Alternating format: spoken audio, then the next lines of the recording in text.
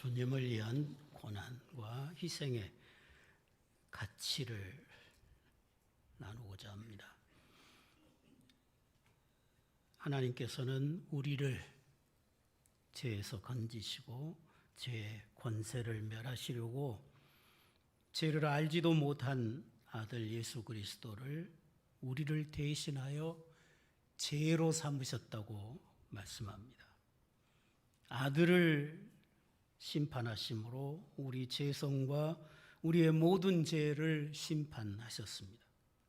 그리고 아들을 죽음에서 일으키심으로 죄가 지배하던 옛 세상의 질서를 마감하고 이제는 의와 생명이 지배하는 새로운 새 질서를 세우셨습니다. 부활하신 주님은 하늘 보좌에 영광의 왕으로 취임하셨고 그의 영을 세상에 보내셔서 그의 영으로 교회와 함께 하시면서 자기 백성들을 구원하시고 교회를 지켜 가십니다. 그러므로 누구든지 예수를 믿으면 부활하신 영으로 말미암아 하늘에 속한 자의 형상을 입는다 그랬습니다. 우리가 세상에 태어날 때는 아담의 형상으로 태어났지만 예수를 믿으면 하늘의 형상, 아들의 형상으로 거듭난다고 성경은 말씀을 하죠. 그래서 예수 안에 있는 우리에게는 정죄함이 없다. 죄와 관계된 모든 것으로부터 해방되었다고 말씀합니다. 인간의 본성을 지배하는 죄의 세력으로부터 우리를 해방시켜 주시고 만물을 지배하던 썩어짐의 세력으로부터 우리를 해방시켜 주셔서 이제 우리에게는 썩음이 없는 죽어도 부활의 영광을 입게 되었습니다. 이 일을 이루기 위해서 하나님은 자기 아들을 죄 있는 육신의 모양으로 보내신 것입니다. 아담 한 사람의 범죄 때문에 죄와 사망이 온 우주의 법칙이 되고 모든 만물이 다 썩어짐의 종로로 나면서 탄식해 됐는데 이제 예수님 한 분의 하나님께 온전한 순종으로 인해서 생명, 부활이 새로운 우주의 법칙이 되었습니다.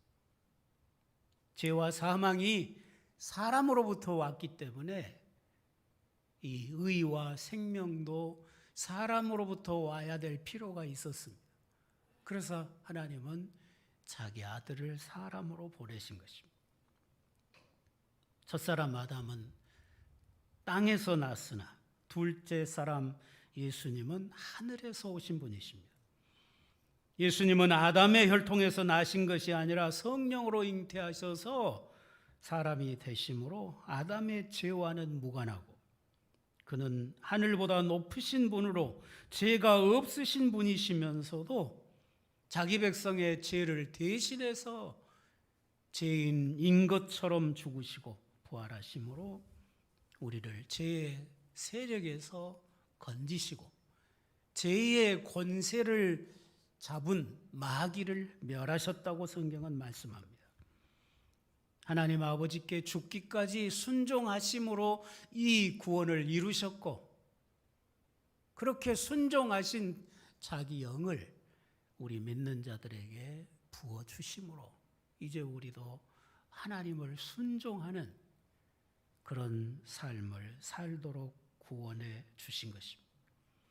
하나님 아버지는 그 아들의 영으로 말미암아 그리스도의 몸인 교회에 오셨습니다. 몸의 지체인 성도들의 심령에도 영으로 오셨습니다.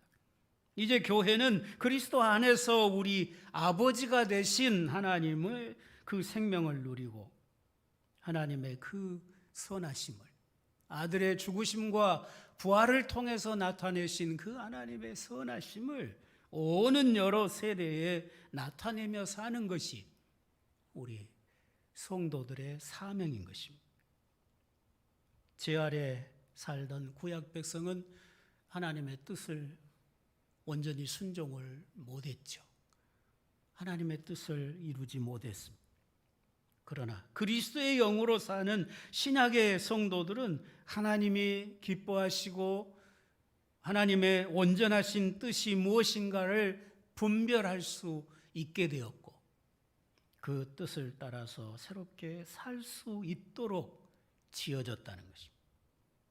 예수 그리스도의 영이 우리 안에 사시기 때문에 우리가 영적인 자유와 기쁨을 누리면서 이제 우리에게 생명과 이 자유를 주신 그 그리스도의 복음을 온 세상에 증거하면서 살아가야 되는 것이 우리의 사명입니다. 그리스도 안에 있는 성도는 이제 하나님의 아들입니다. 하나님을 아빠, 아버지로 부르게 하셨다고 본문도 말씀하죠.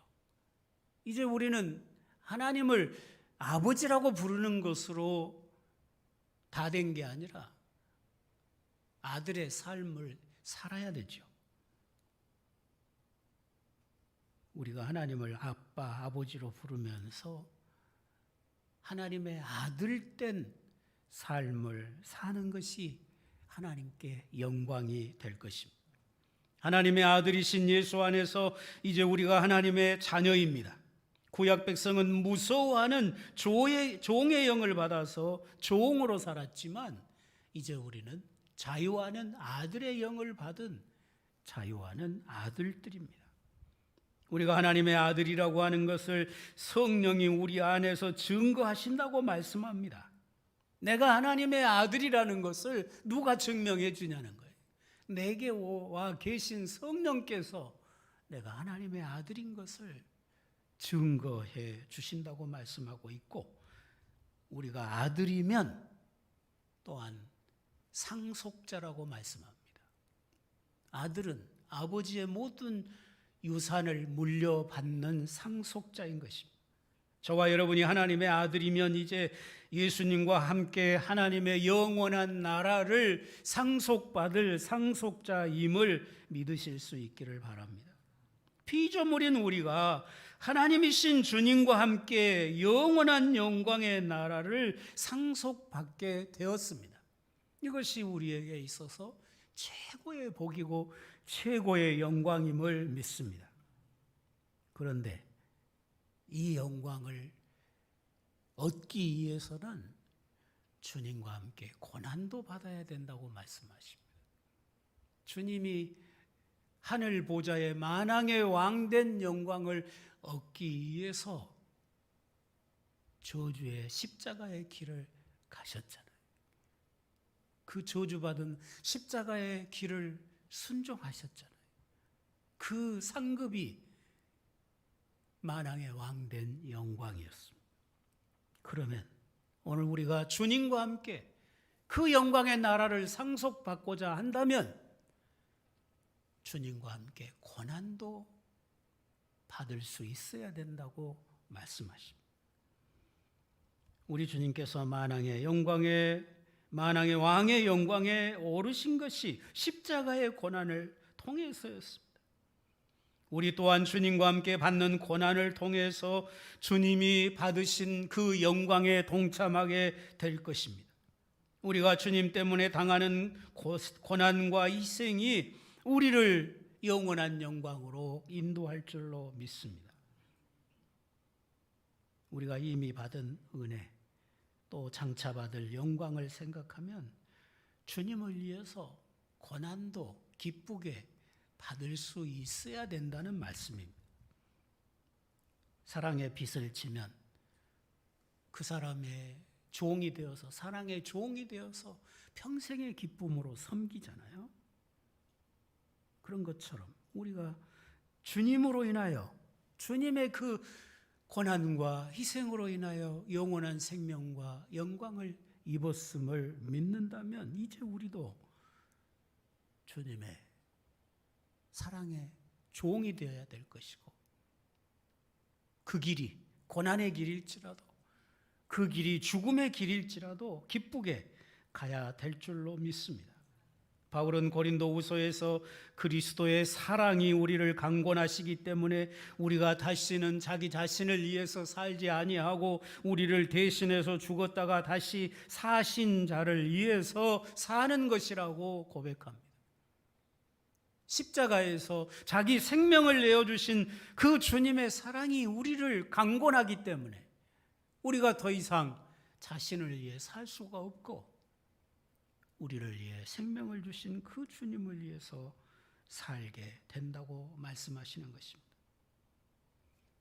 내가 범죄에서 죄 때문에 어려움을 겪는 것이면 우리의 삶은 낭비가 되겠지만 우리가 순수하게 주님 때문에 우리가 당하는 고난과 희생이라면 결단코 그건 낭비가 아니고 우리가 주님 때문에 욕먹고 주님 때문에 비방을 받고 주님 때문에 핍박을 받는다면 그것은 분명히 하늘의 영광을 이룰 것이고 영원한 상급을 이룰 것임을 믿을 수 있기를 바랍니다.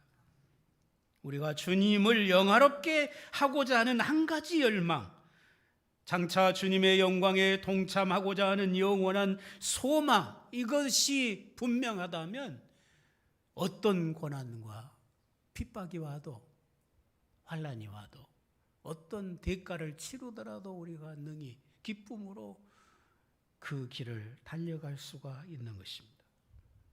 예수님께서는 하나님 아버지의 영광을 위해서 온갖 수모와 멸시쳤는데 십자가의 고난과 죽음까지도 기쁘게 받으셨습니다.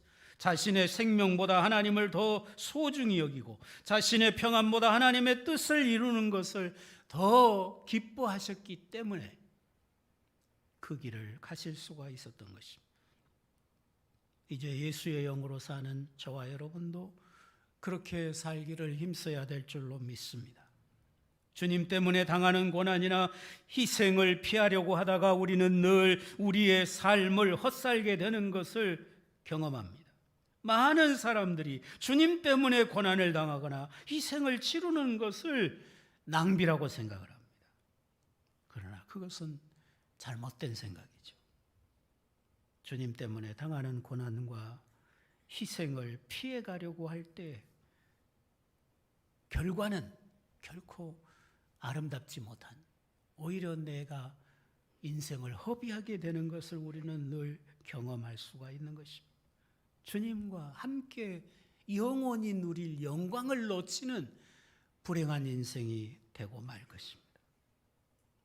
우리가 주님 때문에 가진 소유나 명예나 생명까지 빼앗긴다고 할지라도 주님으로 인하여 기뻐할 수 있다면, 주님이 가장 귀한 보배임을 믿을 수 있다면 우리가 예수님을 그만큼 높이는 거죠. 그만큼 주님을 존귀케 하는 것이 될 것입니다. 하나님은 우리에게 어떤 사랑을 요구하십니까? 어떤 고난을 만나도, 어떤 환난을 만나도, 어떤 시험을 만나도 예수님을 더 귀히 여겨라, 날 더 귀히 여겨라, 그렇게 요구하시지 않습니까? 주님은 누구든지 자기 십자가를 지고 나를 따르지 않는 자는 능히 내 제자가 되지 못한다고 하셨습니다. 십자가를 지라는 말은 목숨을 걸라는 말입니다. 예수님께서는 사람을 부르실 때 자기에게로 와서 죽으라고 부르십니다. 내가 너를 행복하게 해줄게, 평안하고 부자 되게 해줄게, 형통하게 해줄게, 그렇게 부르신 적이 없습니다. 나를 위해서 죽어라, 그러면 내가 너에게 영생하는 면류관을 주겠다, 그렇게 부르셨습니다. 우리가 예수님께 목숨을 걸면 우리는 아주 자유스럽고 담대한 삶을 살 수가 있습니다. 그 어떤 이유로도 주님을 따르는 일에 주저할 필요가 없어집니다. 예수를 믿는 사람은 곧 예수를 위해서 전부를 포기한 사람들이기 때문인 것입니다.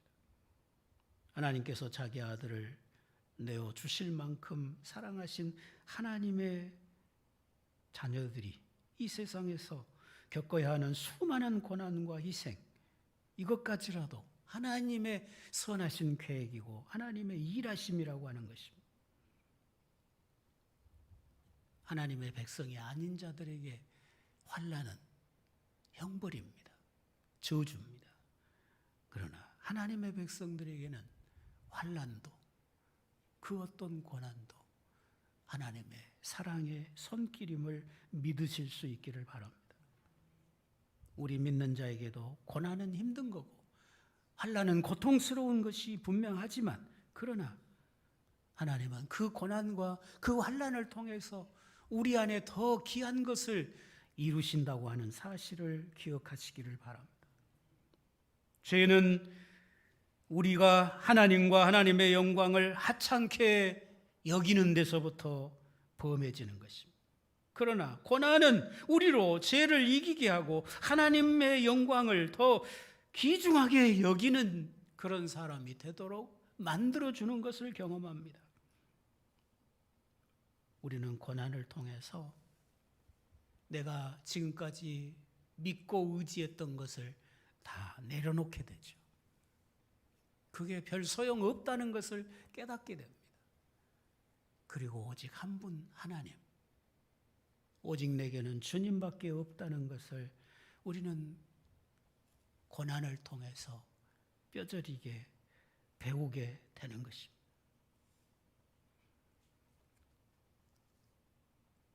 제가 목회 현장에서 많은 성도들이 극한 고난을 통해서 세상 것보다도 하나님을 더 귀하게 여기고 이 세상 그 무엇보다도 예수님을 더 기뻐하는 그런 아름다운 신앙으로 성숙하는 그런 모습을 볼 수 있었습니다. 때로는 물질을 잃고 건강을 잃고 명예를 잃고 소중한 가족을 잃는 크나큰 아픔을 통해서 그 잃는 그것보다도 하나님을 더 기뻐하고 의지하면서 하나님이 주신 은혜로 위로를 받고 소망을 가지고 다시 일어서는 그런 성도들을 우리가 볼 수가 있는 것입니다. 그가 하나님의 사랑을 받은 성도이기 때문에 가능한 일인 것입니다. 주님은 고난을 통해서 우리로 주님과 함께 갈보리의 길을 걷게 하시고 마침내 하늘의 영광을 누리게 하시는 주님이십니다. 이런 저는 고난을 이기고 주님께 더 큰 소망을 가지고 살아가는 우리 성도 여러분이 되시기를 바랍니다. 그러면 하나님의 놀라운 일로 또 하늘의 영광이 여러분을 채우실 것을 믿는 것입니다. 우리가 예수님을 위해서 고난도 기꺼이 받는다고 하는 말은 예수님이 그만큼 내게 가장 소중하다는 뜻이잖아요. 예수님을 위해서 내가 어떤 희생도 치르겠다 하는 말은 나보다 예수님이 더 귀하다는 것을 고백하는 거잖아요. 근데 예수님보다 내가 더 소중한 사람은 내가 욕먹으면 못 견디는 거예요. 내가 고난당하면 못 견디는 거예요. 내가 핍박받으면 견디지 못하는 거예요.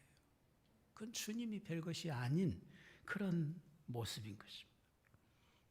우리가 예수님을 따르고 헌신하고 희생할 때에 우리의 삶은 더 존귀해질 줄로 믿습니다. 그리고 우리를 통해서 주님은 더 존귀하게 드러나게 될 줄로 믿습니다. 바울은 내가 살든지 죽든지 내 몸에서 그리스도가 존귀되게 하려 한다고 고백했습니다. 자신이 살아가는 목적이 주님을 드러내게 하기 위함이라는 거예요.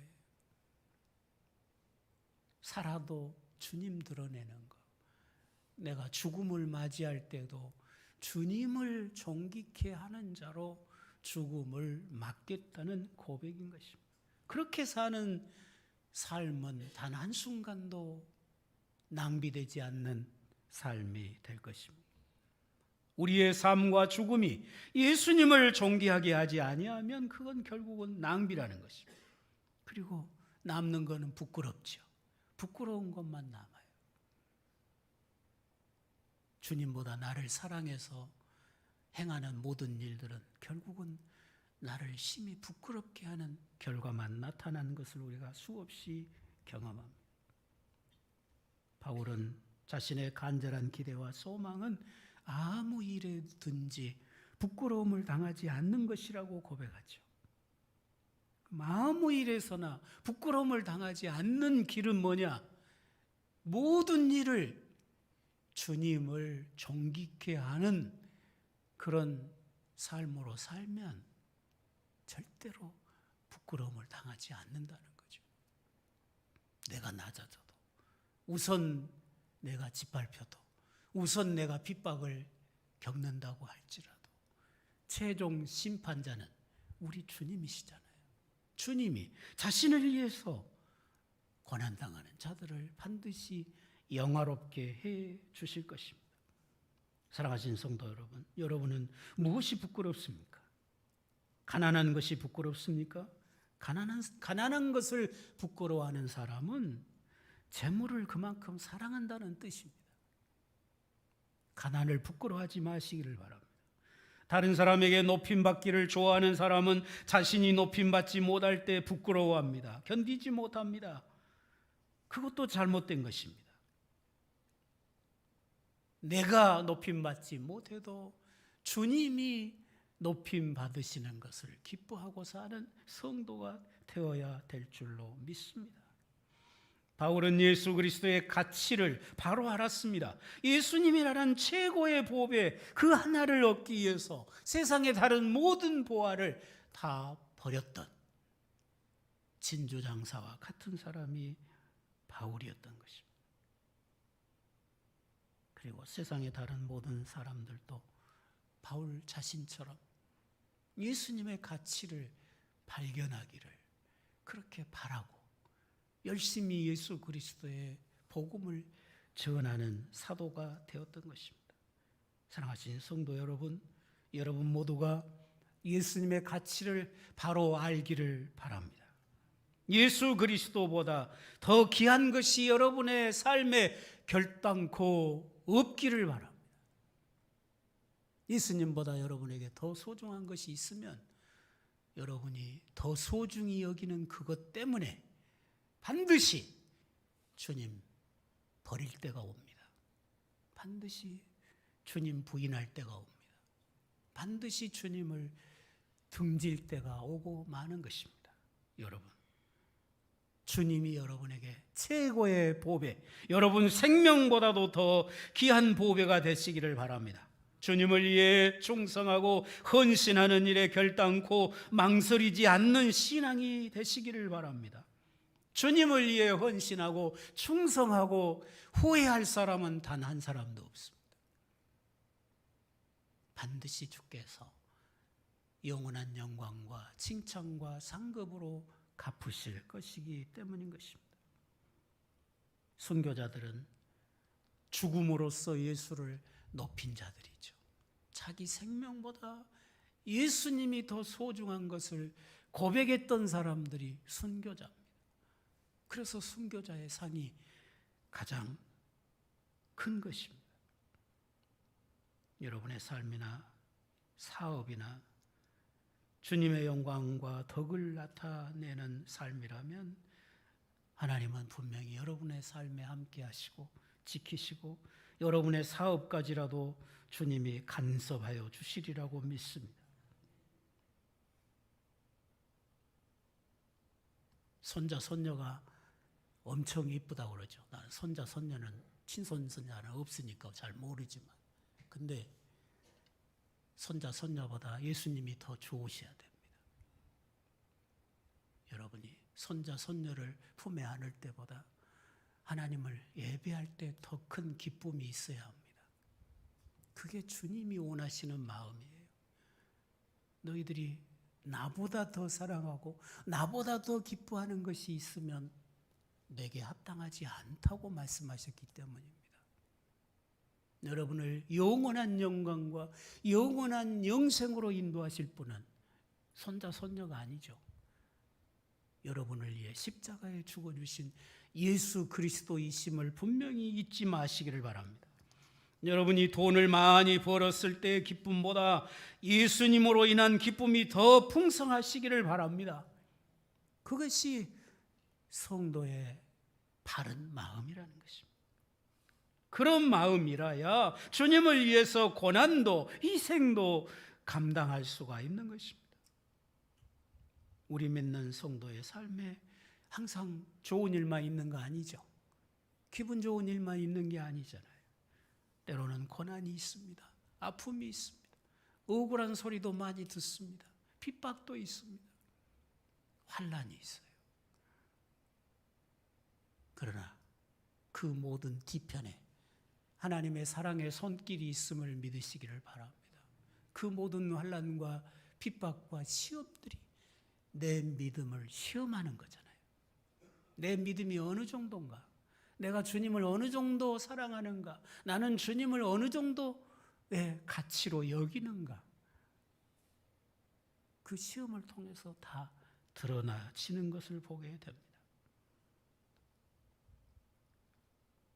내게서 내가 소중하게 여겼던 것이 사라질지라도 여러분이 주님으로 위로받을 수 있다면 그건 분명히 믿음이 있는 사람입니다. 근데 내게 가정에 내게 어려운 일이 있을 때 주님이 위로가 안 되면 그 심령은 주님이 소중하게 여겨지지 않는 사람입니다.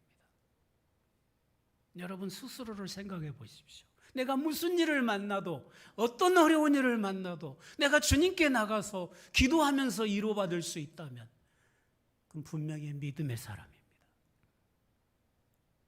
그런데 믿노라 하면서도 주의 말씀이 위로도 안 되고 주님 앞에 나가서 아무 위로가 내게 오지 않는다면 그 사람에게서 주님은 별것이 아니기 때문에 그런 거예요.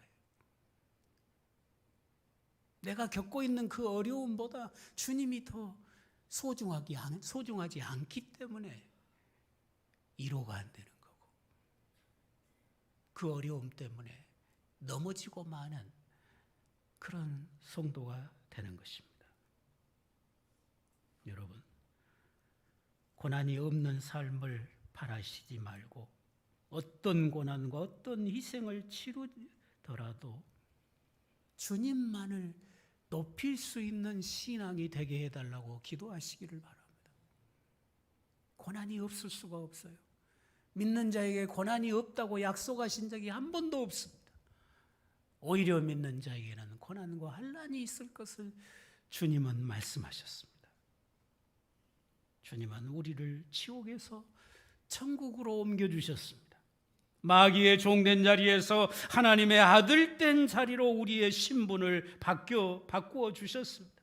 비천한 죄인의 자리에서 하나님 보좌 우편에 주님과 함께 앉아있는 왕 같은 제사장의 자리로 저와 여러분을 옮겨주셨습니다. 그걸 믿으십니까?